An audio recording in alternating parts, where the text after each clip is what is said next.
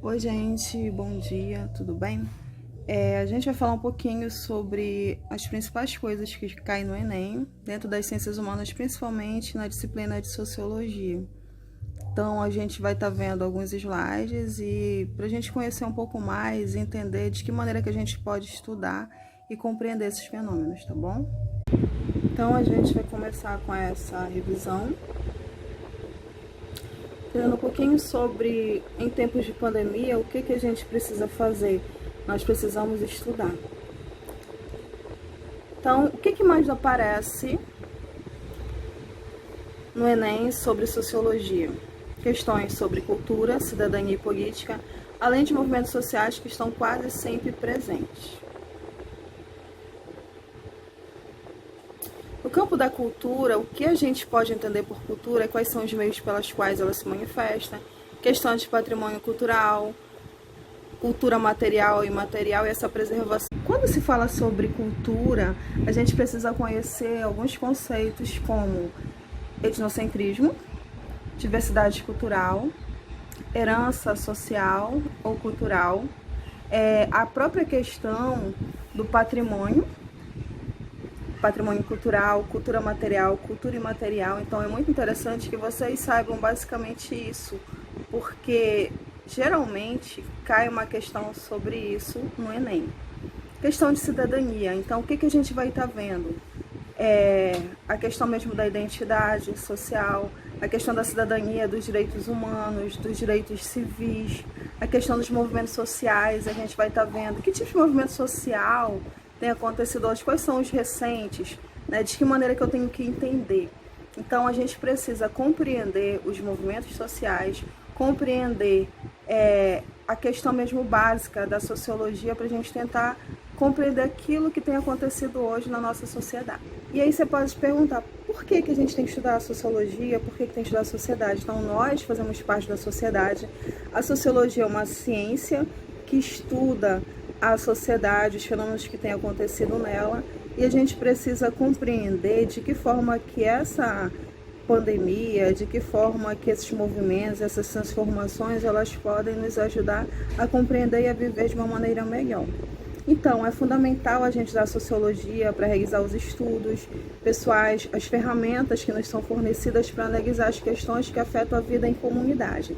Né? De que maneira, de que forma, uma forma racional, é o senso comum que está sendo colocado.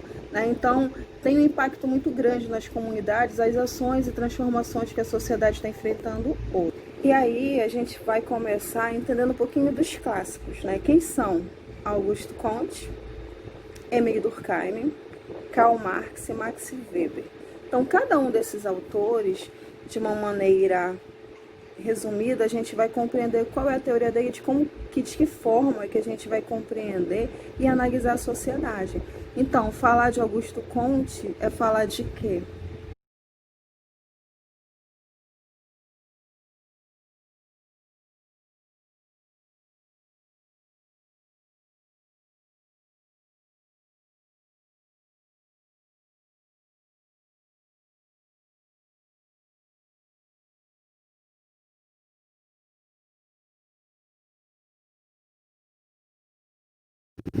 Falar de Augusto Comte é falar de positivismo, é falar de revolução industrial, é falar de ordem e progresso, é falar dos estados teológico, metafísico e científico, certo? Por quê? Porque quando a gente vai entender, a gente sabe que a sociologia no início ela era conhecida como a física social. Então, estava um caos, era a época da Revolução Industrial, o homem sendo substituído pelas máquinas e, de repente, a sociedade ficou anômica, né? Sem regras, sem saber de que maneira as pessoas iriam se comportar. Imagina, você está acostumado a trabalhar, mesmo que sendo várias horas, várias jornadas, mas de repente você é substituído por uma máquina e onde você sabe que você não vai ter condições de ter um emprego, alguma coisa que sustenta a tua família. Então, o que vai acontecer? As pessoas ficaram desnorteadas, né, desesperadas, algumas deprimidas, por quê? Porque de repente ela se viu numa situação onde ela não ia mais trabalhar, porque uma máquina agora ia fazer o trabalho dela. Né? Então, o que acontece? A gente vai entender que a Revolução Industrial ela trouxe consequências sim, mas Augusto Comte ele vê isso como uma forma positiva. Por quê? Porque o progresso estava acontecendo, porque a sociedade estava evoluindo, mesmo tendo as consequências, mesmo tendo desemprego, a sociedade estava progredindo. Então era isso que ele colocava pra gente. Quando a gente fala sobre os estados teológicos, são 3, né? Idade antiga, estado teológico; idade média, estado metafísico; idade moderna, contemporânea, estado científico ou positivo. Então a gente vai remontar. Na Idade Antiga, no estado teológico, o que acontecia?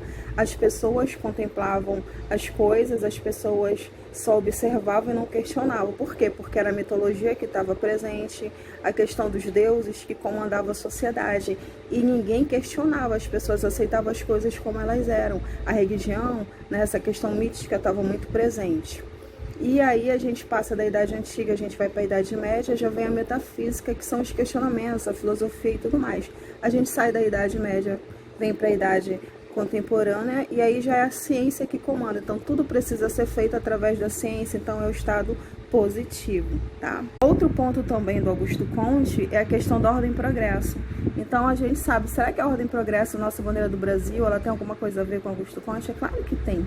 Por quê? Porque naquela época existiam também pessoas que eram influenciadas por essa teoria positivista que estava aqui no Brasil e que eram adeptos da política e estavam no comando. Então, se lá deu certo, a gente vai colocar para que o nosso Brasil tenha uma ordem, tenha um progresso. E aí o que acontece? A gente vê como é que está nosso Brasil. Ele está na ordem, ele progrediu, o que aconteceu com ele? Né? Então, a sociedade estava cheia de situações difíceis. Né? Outro ponto que a gente não pode esquecer também, a questão da reforma intelectual. Então a sociedade está um caos, a sociedade está desestruturada, então as pessoas elas estão deprimidas, elas estão sem esperança.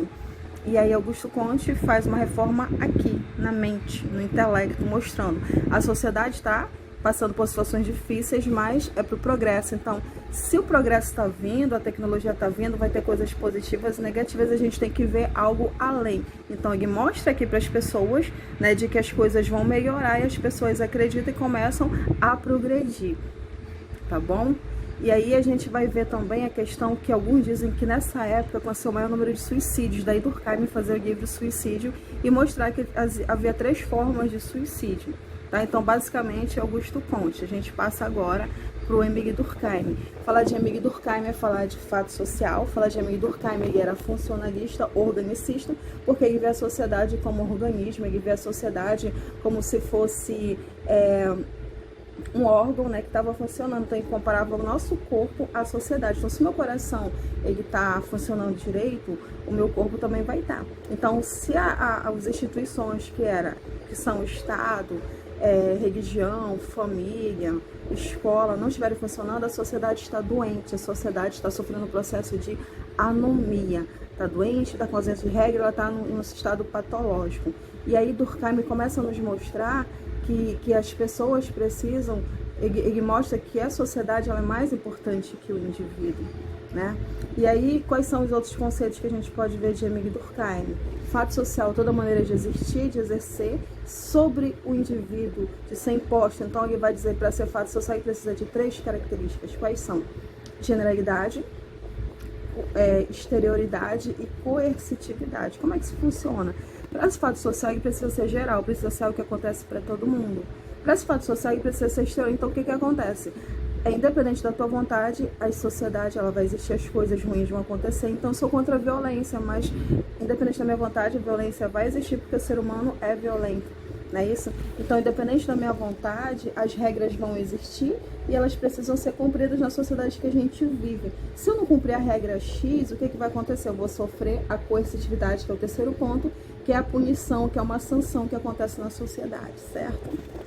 Outro ponto também é a solidariedade mecânica e solidariedade orgânica. Então, qual é a que nós estamos vivendo? É mecânica?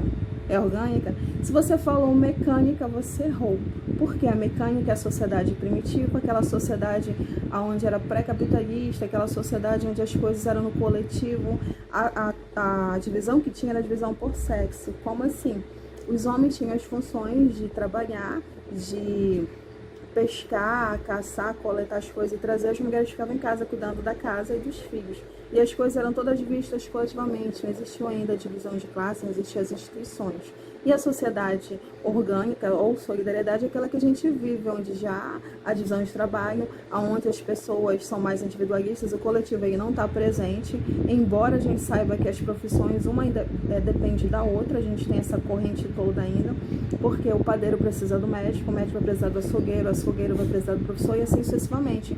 Mas são coisas divididas, é o mercado de trabalho agora e a tecnologia toda. Tá? E a gente finaliza Durkheim com os 3 tipos de suicídio: suicídio egoísta, suicídio anômico e suicídio altruísta. Né? Então, o que ele dizia? Segundo Durkheim, as pessoas se matam por esses 3 tipos aqui, essas 3 formas. Egoísta é aquele suicídio onde as pessoas são egocêntricas, elas estão pensando só no problema delas, elas não estão pensando no mundo ao redor, o que vai acontecer com elas se elas se matarem e tudo mais. Elas estão pensando em resolver o problema delas, então elas cometem aquele ato porque elas querem acabar com a dor, com o problema dela, independente do que vai acontecer após a morte dela. O suicídio anômico é aquele suicídio que aconteceu lá na Revolução Industrial, que a gente viu com Augusto Comte, que é quando a sociedade ela fica sem regras, sem normas, as pessoas não sabem como conviver, as pessoas não sabem conviver em meio ao problema, a situações difíceis, elas acabam tirando a vida achando que vai resolver o problema. E o último suicídio é o suicídio altruísta, ao contrário do egoísta, aquele suicídio onde as pessoas elas já não pensam em si, elas pensam no outro, né? Elas não têm amor por elas mesmas, elas estão querendo resolver o amor dela maior pela sociedade, pela nação. Então a gente tem o exemplo clássico dos kamikazes, né, dos homens bombas nesse exemplo, tá? Então a gente fecha Durkheim resumidamente, tá bom?